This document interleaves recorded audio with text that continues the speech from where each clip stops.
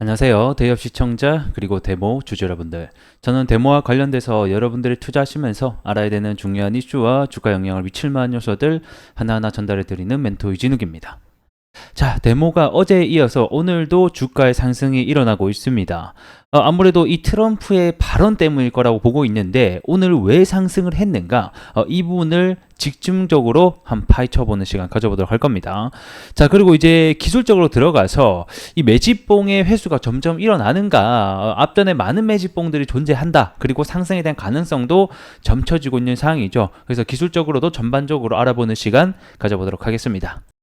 자, 우크라이나 재건과 관련돼서 이 뉴스 두 가지를 보도록 하겠습니다. 트럼프가 결국 이 우크라이나 재건과 관련된 발언을 한 차례 더 쏟아내게 되면서 안 그래도 이 트럼프 관련 정책주로 이 재건주가 움직이고 있는 상황에서 한층 더 불을 지피는 사건이 발생했다라고 보시면 될 것 같고, 자, 푸틴과 우크라이나 관련해서 대화를 할 것이다라고 얘기를 했습니다.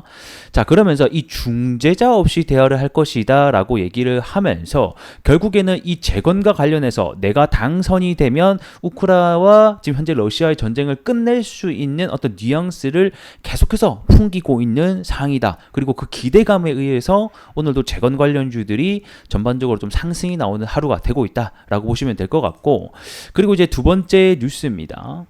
자, 한 차례 이 젤렌스키 같은 경우에는 계속해서 이 전쟁을 끝낼 생각이 없는 스탠스를 취하다가 이 트럼프가 당선이 될 것 같으니까 이제 이 11월에 평화회의를 준비하겠다. 제가 앞선에 이 평화회의 관련해서 이미 1차, 2차, 3차, 4차 그리고 이제 열리는 게 5차까지거든요. 그 평화회의가 사실 중국도 없었고 러시아도 없는, 당사자들은 없는, 좀 뭐라 해야 될까, 굳이 의미가 없는 이 평화회의를 계속 지속을 하다가 이제는 이 러시아도 당사자가 참여를 하는 종전에 대한, 휴전에 대한 가능성이 열려있는 평화회의를 준비하겠다라고 밝힌 적이 있었습니다. 그리고 그 평화회의가 이 11월 달 미국 대선의 기점에 좀 맞는 어떤 다양한 변화가 이루어질 수 있는 11월 기점에 또 평화회의를 다시 한 번 더 준비하겠다라고 밝힌 사항이다라고 보시면 될 것 같고요. 이 과거 회의 사항을 좀 먼저 돌이켜 보게 되면 23년도 6월 달에 이 덴마크 코펜하겐에서 1차 평화회의가 열리게 되겠고요. 그렇게 뭐 23년도부터 쭉쭉쭉 해서 최근에는 24년도 6월 15일 날 이 4차 평화회의가 열리게 됐었죠. 뭐 어떤 협의냐, 뭐 내용을 보게 되면 말 그대로 이 우크라이나 같은 경우는 러시아군의 어떤 군대 철수와 그 다음에 적대적 행위 중단 10개 항으로 구성된 이 평화 공식을 제안한 상태다라고 보시면 될 것 같고, 말 그대로 이제 너희가 빼앗은 땅 되돌려주고 뭐 러시아군 철수하고 수감자들 석방하고 전쟁 종식을 해달라, 이런 것들을 우방국에다가 알려가지고 내가 가지고 있는 어떤 뉘앙스, 이 내용들을 자기 편으로 끌어들여서 러시아를 압박하려던 게 이 우크라이나의 전략이었다라고 보시면 될 것 같고요. 하지만 다시 한 번 더 말씀드리지만 러시아와 그 우방국인 중국은 전혀 참여하지 않은 그냥 자기네들끼리의 회의였기 때문에 그동안 재건주들이 좀 힘을 못 쓴 상황이었는데, 이번에는 러시아라든지 중국이 참여하게 된다라고 하면 여기서부터는 좀 말이 달라질 수 있다라고 보시면 될 것 같습니다.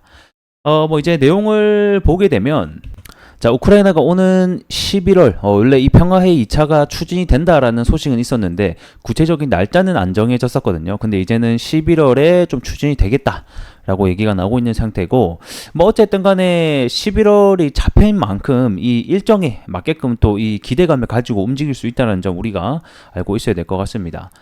자, 그리고 지금까지 평화회의가 러시아가 전혀 참여를 하지 않았는데 이번에는 참석을 해야 된다라고 좀 얘기를 하고 있는 상태고, 뭐 참석을 하게 되면 가장 베스트지만 만약에 참석이 없이 또 진행이 된다, 이렇게 되면 사실 이거에 대한 기대감은 실망감으로 바뀔 수 있다는 점, 이런 리스크들도 우리가 알고 있어야 될 것 같습니다. 자, 그러면서 이 2차 평화회의를 서두른다라는 관측은 이미 제기가 됐다. 뭐 이건 트럼프가 지속해서 24시간 안에 내가 전쟁을 끝내겠다라고 발언을 한 만큼 아마 재집권이 되게 되면 이런 좀 우크라이나 입장에서는 이렇게 영토를 훼손하는 평화협정을 압박할 수 있다라고 해서 우려가 제기되고 있기 때문에 이 젤렌스키도 빠르게 좀 이 휴전에 대한 가능성을 언급을 하고 있는 상태다라고 보시면 되겠습니다. 다만 우크라이나가 평화 협상에 나서지 않으면 무기 제공을 중단하는 방안을 보고받고 긍정적인 반응을 보였다라고 얘기를 하면서 이 트럼프가 집권하고 있는 공화당은 이 우크라이나 무기 지원을 반대를 하고 있는 당이다라고 생각하시면 될 것 같습니다. 자, 그러면서 이 젤렌스키 대통령은 트럼프가 만약에 부당한 평화 협정을 감료하게 되면 뭐 루저 대통령이 될 것이다라고 뭐 일단 비난을 한 상태고, 뭐 우리로서는 일단 중요한 것은 11월 달에 평화 회의를 준비하겠다라고 밝힌 만큼 11월에 평화 회의, 미국 대선, 트럼프 당선이 될 것이냐, 요거에 대한 중점을 가지고 계속해서 좀 지켜보는 것이 좋을 것 같고요. 이번에 또 트럼프가 한 단계 이러한 발언을 좀 쏟아낸 만큼 이와 관련된 구체적인 사항들이 과연 나올 것인가, 이것도 우리가 좀 중요하게 앞으로 지켜봐야 되는 포인트가 될 것 같습니다. 차트 함께 보도록 하겠습니다.